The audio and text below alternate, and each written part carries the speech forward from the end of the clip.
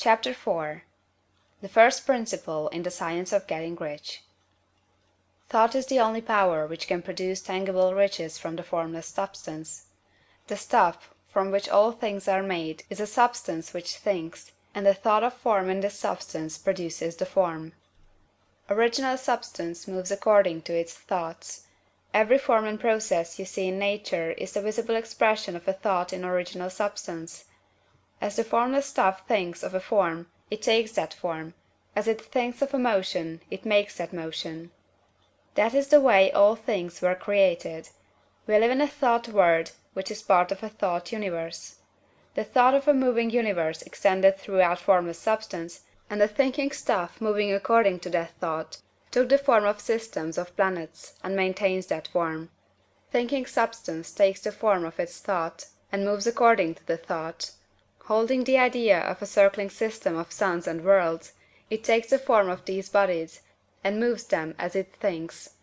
Thinking the form of a slow-growing oak tree, it moves accordingly, and produces the tree, though centuries may be required to do the work. In creating, the formless seems to move according to the lines of motion it has established. The thought of an oak tree does not cause the instant formation of a full-grown tree, but it does start in motion the forces which will produce the tree along established lines of growth. Every thought of form, held in thinking substance, causes the creation of the form, but always, or at least generally, along lines of growth and action already established. The thought of a house of a certain construction, if it were impressed upon formless substance, might not cause the instant formation of the house, but it would cause the turning of creative energies already working in trade and commerce into such channels as to result in the speedy building of the house. And if there were no existing channels through which the creative energy could work, then the house would be formed directly from primal substance, without waiting for the slow processes of the organic and inorganic world. No thought of form can be impressed upon original substance without causing the creation of the form. Man is a thinking centre, and can originate thought. All the forms that man fashions with his hands must first exist in his thought. He cannot shape a thing until he has thought that thing. And so far man has confined his efforts wholly to the work of his hands. He has applied manual labour to the world of forms, seeking to change or modify those already existing. He has never thought of trying to cause the creation of new forms by impressing his thoughts upon formless substance. When man has a thought form, he takes material from the forms of nature, and makes an image of the form which is in his mind. He has so far made little or no effort to co-operate with formless intelligence, to work with the Father. He has not dreamed that he can do what he seeth the Father doing. Man reshapes and modifies existing forms by manual labor. He has given no attention to the question whether he may not produce things from formless substance by communicating his thoughts to it. We propose to prove that he may do so, to prove that any man or woman may do so, and to show how. As our first step, we must lay down three fundamental propositions. First, we assert that there is one original formless stuff, or substance, from which all things are made. All the seemingly many elements are but different presentations of one element. All the many forms found in organic and inorganic nature are but different shapes, made from the same stuff. And this stuff is thinking stuff. A thought held in it produces the form of the thought. Thought, in thinking substance, produces shapes. Man is a thinking centre, capable of original thought. If man can communicate his thought to original thinking substance, he can cause the creation or formation of the thing he thinks about.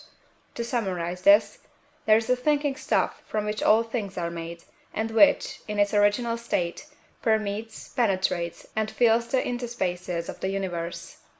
A thought, in this substance, produces the thing that is imaged by the thought. Man can form things in his thought, and, by impressing his thought upon formless substance, can cause the thing he thinks about to be created. It may be asked if I can prove these statements, and without going into details, I answer that I can do so, both by logic and experience. Reasoning back from the phenomena of form and thought, I come to one original thinking substance, and reasoning forward from this thinking substance, I come to man's power to cause the formation of the thing he thinks about. And, by experiment, I find the reasoning true, and this is my strongest proof. If one man who reads this book gets rich by doing what it tells him to do, that is evidence in support of my claim. But if every man who does what it tells him to do gets rich, that is positive proof until someone goes through the process and fails. The theory is true until the process fails, and this process will not fail, for every man who does exactly what this book tells him to do will get rich.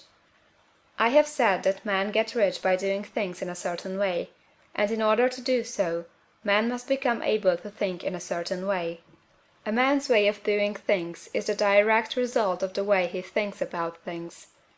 To do things in a way you want to do them, you will have to acquire the ability to think the way you want to think.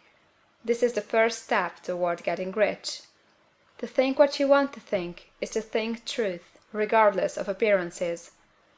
Every man has the natural and inherent power to think what he wants to think, but it requires far more effort to do so than it does to think the thoughts which are suggested by appearances. To think according to appearance is easy.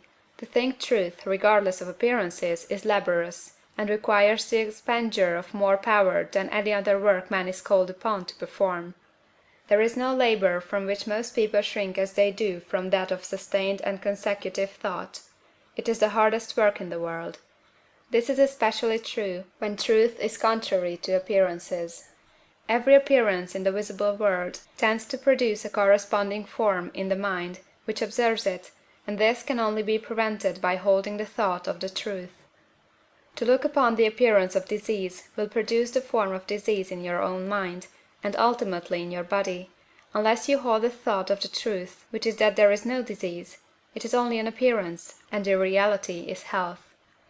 To look upon the appearances of poverty will produce corresponding forms in your own mind, unless you hold to the truth that there is no poverty, there is only abundance. To think health when surrounded by the appearances of disease, or to think riches when in the midst of appearances of poverty, requires power. But he who acquires this power becomes a master mind. He can conquer fate, he can have what he wants. This power can only be acquired by getting hold of the basic fact which is behind all appearances, and that fact is that there is one thinking substance from which and by which all things are made. Then we must grasp the truth that every thought held in this substance becomes a form, and that man can so impress his thoughts upon it as to cause them to take form and become visible things. When we realize this, we lose all doubt and fear, for we know that we can create we want to create, we can get what we want to have, and can become what we want to be. As a first step toward getting rich, you must believe the three fundamental statements given previously in this chapter, and in order to emphasize them, I repeat them here. There is a thinking stuff from which all things are made, and which, in its original state, permeates, penetrates, and fills the interspaces of the universe. A thought, in this substance, produces the thing that is imaged by the thought. Man can form things in his thought, and, by impressing his thought upon formless substance, can cause the thing he thinks about to be created. You must lay aside all other concepts of the universe than this monistic one, and you must dwell upon this until it is fixed in your mind, and has become your habitual thought. Read these creed statements over and over again, fix every word upon your memory, and meditate upon them until you firmly believe what they say. If a doubt comes to you, cast it aside as a sin. Do not listen to arguments against this idea. Do not go to churches or lectures where a contrary concept of things is taught or preached.